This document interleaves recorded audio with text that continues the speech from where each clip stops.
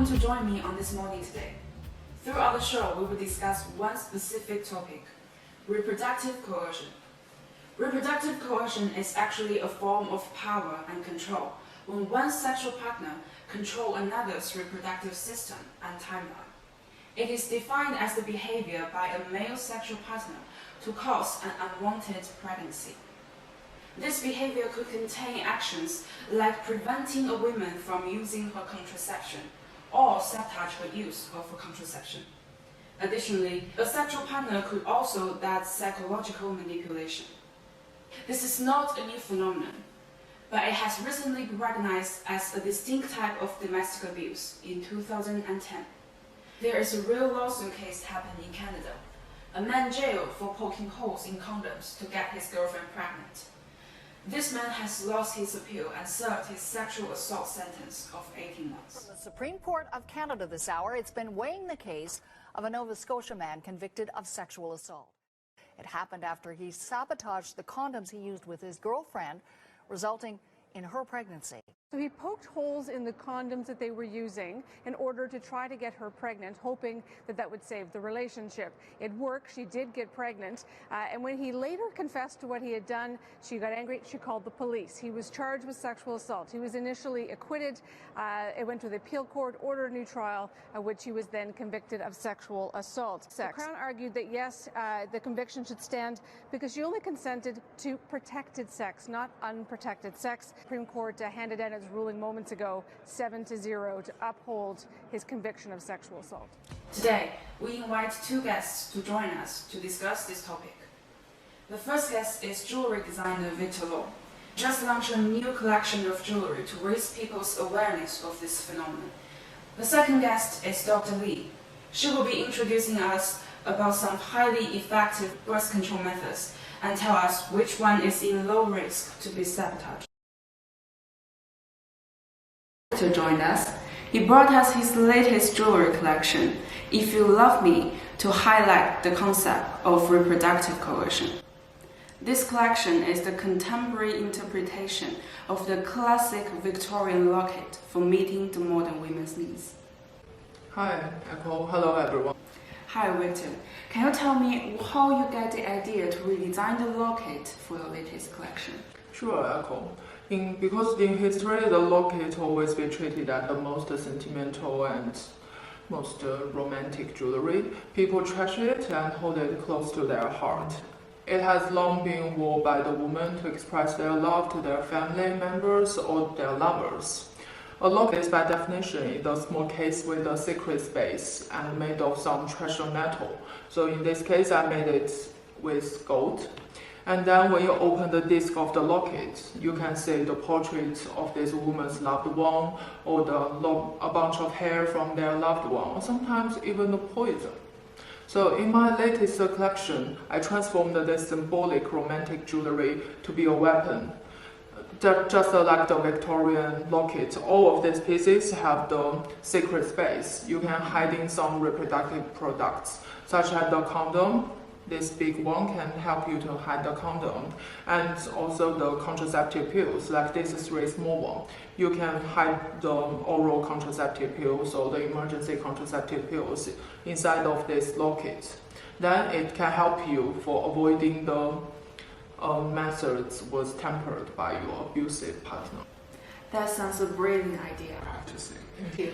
And can you tell us why you choose to design a collection that relates to reproductive coercion issue? Sure, actually this idea initially comes from what happened on my friend. Just called me and mentioned she might get divorced. So I'm a little bit shocked because she seems get along well with her husband.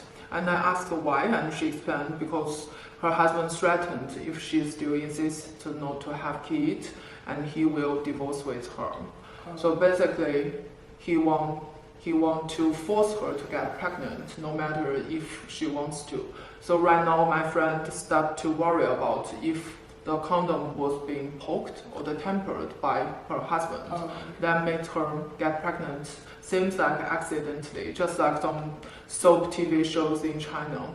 So this story made me thinking about how can I design a safe space for this woman to hide their reproductive products. So I realized maybe the Victorian lockets can be the good choice because they have the secret space and you always wear it. You can keep these products safe. So that's why I'm start to doing this collection. I see, that's very sweet. And can you tell us something about the name of this collection, If You Love Me? Yes. When I decided to design this collection, I started to collect some stories on the website or from the people who surrounded me. I heard their stories and I noticed that there's one sentence they keep mentioned rapidly, which is "If you love me." This woman mentioned their sexual partner always make this as an excuse, like if you love me, you should allow me not wearing condom because which made me feel better. Or if you love me, you have to give a kid for me because it sounds better. So I'm thinking, I actually can use this as a name to represent in two sad stories. So just like this locket, I engraved the name on the back of the locket. On the one side, it's like it shows the shameless excuse from the male side, how they forced their partner to get pregnant. And on the other side, it's also like the feedback from the female who suffered this reproductive coercion. Like if you love me, you should respect my decision. And if you love me, you shouldn't do this shit on me. So that's why I choose this name as my collection's name. So when a woman is wearing this locket, it's not only for them to hide the products, but also for them to shout out their inner voices. Exactly. That's why I named this collection as If You Love Me. It's like the statement jewelry for them too. Yeah, fascinating to talk with you today. Thank you for inviting me today. Thank you. Here I'm introducing Dr. Li. She brought us some highly effective birth control methods, from the IUD to condoms, the pill, the patch, and more. She will also give us some suggestions about which method is in low risk to be sabotaged by a sexual partner. Dr. Li. Thank you. Hello everyone, I'm Li. I'm so glad to be here today. And as you say, there are some stuffs displayed on the table. They are all the contemporary contraceptive products we used today. And I will give you some information about each of the products and also to recommend which one with the low risk to be tempered by your abused partner. First, this is what is called the IUD. As you say, the IUD is a little piece that you can get put in your uterus to mess with the sperm can move and also prevent them from fertilizing an egg. IUDs often offers years of protection, between 3 and 12 depending on the types you chose. And if you want, you can have it removal at any time. The implant is a tiny rod that inserted under the skin of your upper arm.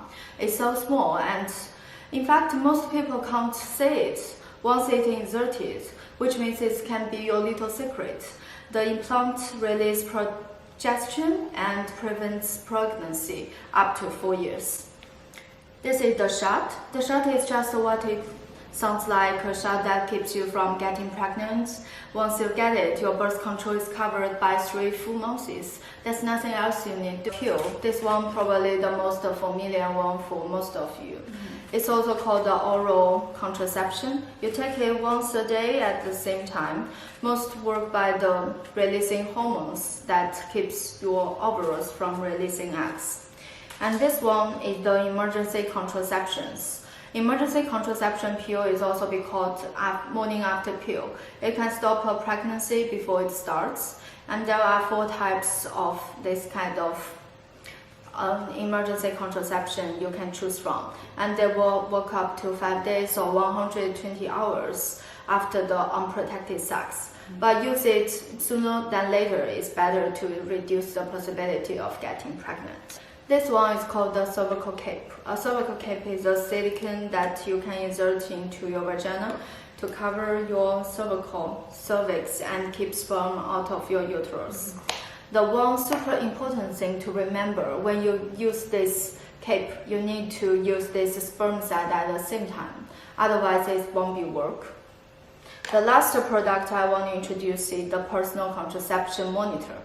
The method is all about monitor your menstrual cycle, then you can determine the way you want to get pregnant. But the tricky part of this product is you have to remember your menstrual date. So which means you have to keep the close attention to your body and especially your menstrual cycles and the patterns. So just like Echo mentioned, there are some methods are actually less vulnerable to be tampered by your sexual partner. But the thing I want to highlight is actually it still can be detectable due to the abnormal bleeding or the stop of your period. There are IUDs, the shot, and the implant. If your partner monitors your menstrual cycle, IUD may be the safest way to offer, because if the doctor cut the string from the IUD, which means they can't be pulled out or filled by your partner.